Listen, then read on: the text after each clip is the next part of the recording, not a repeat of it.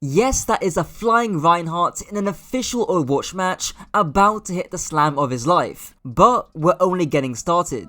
Look at me now. I got the juice. Come up for you and I'm bringing the news. Leaving them hanging, my shit banging. That's a one-trick wall. I don't know. What the fuck was that? I'm killing everybody. Last weekend, because of the sheer skill gap between these two teams on screen, Team Liquid decided to have a little bit of fun on Circuit Royale.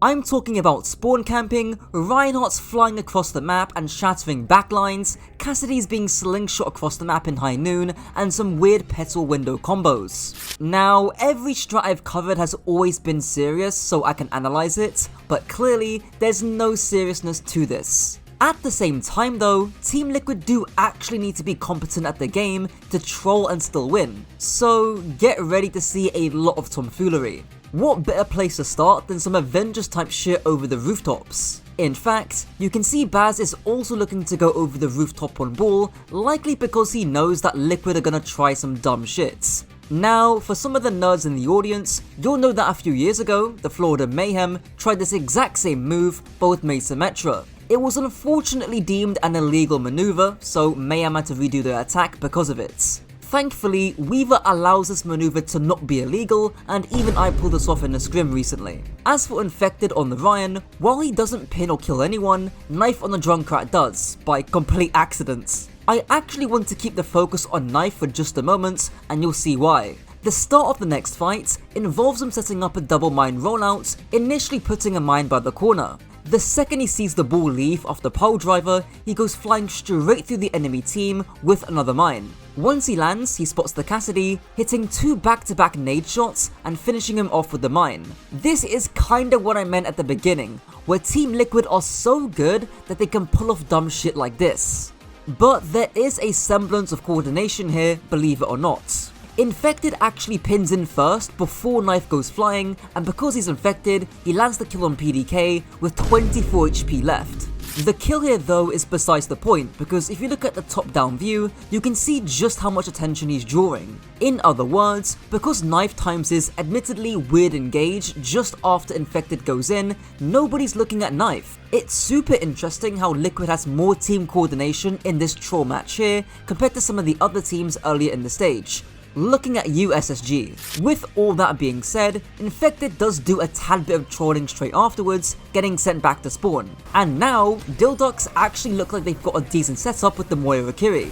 There's multiple different angles, all of which can be supported, and Circuit Royale second is notoriously hard to push. However, Infected has realised he can just W key, pin in and shatter the Moira Cassidy. At the same time, Knife pops tire, but unfortunately forgets that Kiri has a Suzu, so he gets no kills. He does almost make up for it though, as he just about misses the one-shot combo onto the Genji. What Liquid are effectively doing here are using their ultimates as triggers that allow them to push out certain angles.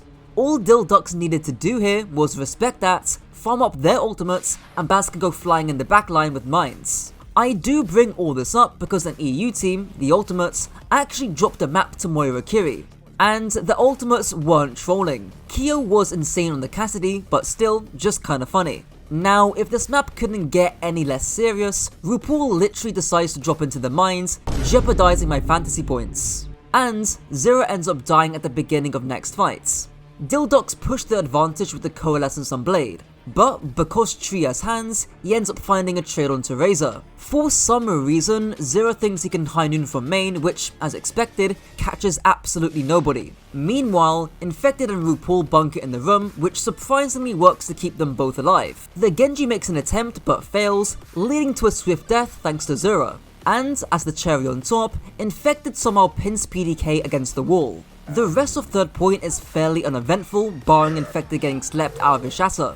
Liquid's defense though is where things start to get a bit creative because, as you'll notice, it's the first time that we've seen both Mercy Lifeweaver in pro play. Of course, I've made individual videos on both heroes, especially Weaver, but it seems that both teams are more than happy to handshake on one of the worst backlines in the game. Tree mainly spends his time pocketing Knife on Junkrat, while the rest of Liquid stand directly above the spawn door, which doesn't actually make sense because Weaver can't grip anyone away, but who cares. Speaking of Weaver, RuPaul places a petal above the spawn door, leading to one of the most interesting shots in pro play that I've seen. Meanwhile, Redx is currently in Team Liquid spawn, which looks especially ridiculous from a top-down view. Soon after, everyone on Liquid play on the platform, while Infected somehow pins Baz from halfway across the planets. This is where that long-ass Lifeweaver flank comes into play, because he can now aggressively grip his Cass all the way behind. If it wasn't for this, I don't think Dhillducks are getting out the spawn door, because Razor does pull the Junkrat, Mercy and Cassidy away. With all that being said, Infected still finds PDK somehow, making him look like a Plat Mercy. RuPaul soon grips Infected after he starts losing the Rein duel a bit. Speaking of the Rein duel, Infected MTDs the shit out of Baz, slamming him in spawn, eventually landing the kill. I've spoken about the psychology of the Rein duel in past videos, which unfortunately featured Infected on the receiving end. So I guess you can think of this as an unofficial sequel to that video. Coming back from spawn, Infected asserts dominance by pinning off the Weaver platform alongside the High Noon. The Weaver tree also helps save Infected from immediately blowing up. Again, Knife times his aggression with Infected by popping the tire, using that Nitro Boost perk to quickly go onto the Ash, landing the kill. But now, surely Baz gets revenge by landing the no, he does not land shit, sadly. I'm sorry. If you really want to break this down and how Infected blocked the slam, there's 3 factors. Firstly, before the fight, Infected obviously knows Baz has a slam or is close to it. Secondly, because of the pick onto the Ash, Infected knows that he doesn't have to take any risks, especially with slam on the boards. And lastly, Infected has distance away from the corner.